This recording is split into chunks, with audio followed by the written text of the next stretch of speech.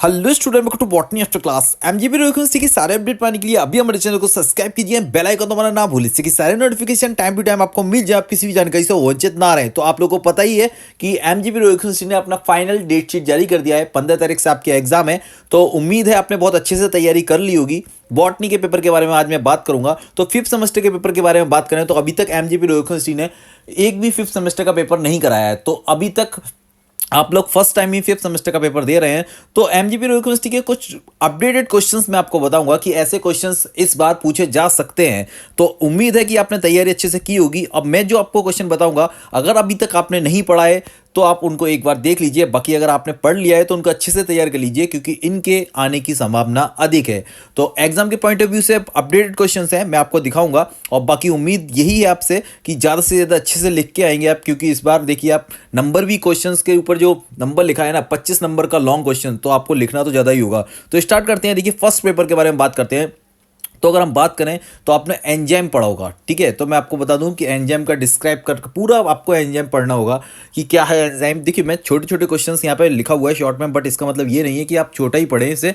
Enzyme के बारे में आपको अच्छे से पढ़ना होगा कि एंजाइम क्या है, कैसे कार्य करता है, कैसे क्या वर्क है इसके, क्या स्ट्रक्चर क्या होता है, ठीक है। तो पूरा का पूरा आपको इसको पढ़ना होगा। सेकंड नंबर की क्वेश्चन की बात करें, वाटसन और क्रिक का डबल एक्सल मॉडल डीएनए, आपको पता है कि 12th क्लास से पढ़ते हुए आ रहे हैं। तो डीएनए का डबल एक्सल मॉडल जो है वाटसन ने क्रिक ने दिया था, तो इसको अच्छे से पढ़ेंगे, क्योंकि देखिए मैंने आपको पहले ही बोला था कि आप क्वेश्चंस लॉन्ग याद कीजिए।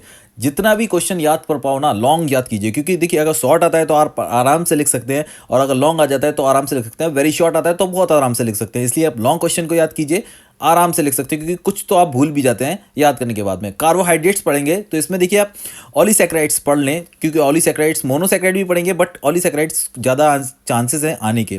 फिर उसके बाद में आप बसंतीकरण पढ़ेंगे।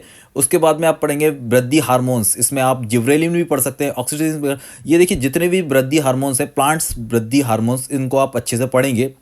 अनुकुंचन गति है, प्रकाश सुमवर्तन है। उसके बाद में आप देखिए मैं आपको बताऊं डिफरेंस किस किस में आ सकता है। तो फोटोक्रोम और साइटोक्रोम, ये पूछा जाने वाला इस बार का क्वेश्चन है, ठीक है। तो आप ध्यान से देखिए फोटोक्रोम, एंड उसके बाद में light reaction and dark reaction. उसके बाद में C3 और C4 प्लांट्स अच्छे से तैयार कीजिए। इस बार बहुत ही अच्छा पेपर मैं बताऊं इस बार सेट होगा, क्योंकि इसमें ये पूछे जा सकते हैं। उसके बाद में सहजीवी नाइट्रोजन स्थिरीकरण, इसको समबायोटिक नाइट्रोजन फिक्सेशन आप पढ़ लीजिए ध्यान से।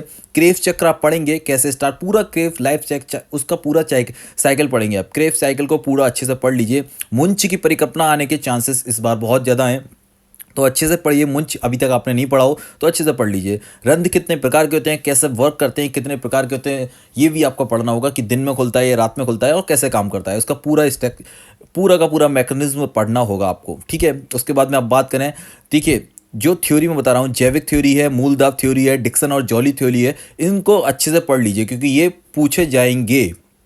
उसके बाद में हम बात करें तो सक्रिय और निष्क्रिय अवशोषण क्या है, ठीक है। ये आपको थोड़ा ध्यान से पढ़ना होगा, क्योंकि बड़ा अच्छे सा क्वेश्चन है और बहुत ही अच्छे आने के चांसेस हैं इसके। उसके बाद में अगर हम बात करें तो फोटोप्लास्टिसिटी ये क्या है, इसको आपको पढ़ना होगा। इमर्सन इफेक्ट बहुत अच्छा क्वेश्चन है, अगर आपने पढ़ा है तो अच्छी बात है, और अभी तक नहीं पढ़ा तो एक बार मैं आपको पहले ही सजेस्ट करूंगा कि इस क्वेश्चन को आप पढ़ लीजिए। देखिए 14 से 15 क्वेश्चन जो मैं बता रहा हूँ ना, ऐसा एक भी क्वेश्चन इसमें अगर आपसे रह गया हो, मतलब आपने पढ़ा होगा, ऐसा तो हो ही नहीं सकता। अगर आप तैयारी कर रहे हैं तो अच्छे से तैयारी की होगी, लेकिन अगर उम्मीद से भी आप, मतलब मैं कह रहा हूँ कि अगर आपने एक भी नहीं इस क्वेश्चन को, इनमें से कुछ क्वेश्चन है जिनको आपने नहीं देखा, तो प्लीज़ अभी आपके पास टाइम है तो थोड़ा सा देख लीजिए, क्योंकि हो सकता है कि देखिए मैं आपसे ये नहीं कह रहा कि 100% यही पेपर आपको दिखेगा। मेरा ये गैस है कि आपको ऐसे क्वेश्चन मिल सकते हैं।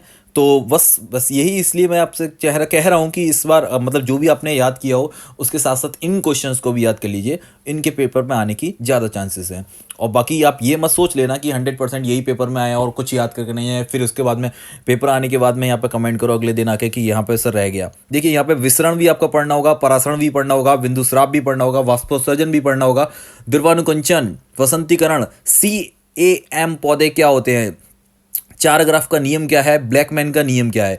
अगर ये शॉर्ट क्वेश्चंस आने के चांसेस बहुत ज़्यादा हैं, तो इसमें से आपको जो 15 नंबर का क्वेश्चन है, तो इसमें काफ़ी शॉर्ट क्वेश्चंस को मैंने शॉर्ट में लिख दिया है। तो आप ऐसे क्वेश्चंस हैं कि इनके बारे में अच्छे से पढ़ लीजिए, ये आने के चांसेस हैं। तो उम्मीद करता हूँ कि ये वाला जो फर्स्ट पेपर है आपने ज़्यादा से ज़्यादा क्वेश्चन पढ़े ही होंगे और फिर भी यहाँ पे अगर ना पढ़ पाए हों तो ये वाले 15 क्वेश्चन देख के इसको अच्छे से पढ़ लीजिए, क्योंकि आपने जो पढ़ा है उसके साथ साथ इनको भी रिपीट हो जाएंगे। उसके बाद में अगर सेकंड पेपर की बात करें तो वीटी कॉटन कॉटन समझ रहे हैं ना आप, कॉटन बीटी कॉटन जो है बहुत अच्छा क्वेश्चन है। उसके बाद में गोल्डन राइस कैसे मैन्युफैक्चरिंग की जाती है और कैसे बनता है गोल्डन राइस। उसके बाद में पीसीआर, ठीक है। उसके बाद में जेड एंड बी डीएनए, ये आपने 12th क्लास में पढ़ा होगा। डीएनए के प्रकार होते हैं, Z DNA and B DNA. उसके बाद में सुपर बग क्या है, यूनिट पोल क्या है, जियोमिक्स क्या है, जीनोमिक्स क्या है। उसके बाद में TRRMBL, ये आप देखेंगे आपको मिल जाएगा। फिर आप ये मत सोचिए कि ये कुछ नया है। उसके बाद में अगर आप बात करें RNA पॉलीमरेज की, टाटा वॉक्स आपको पढ़ना होगा।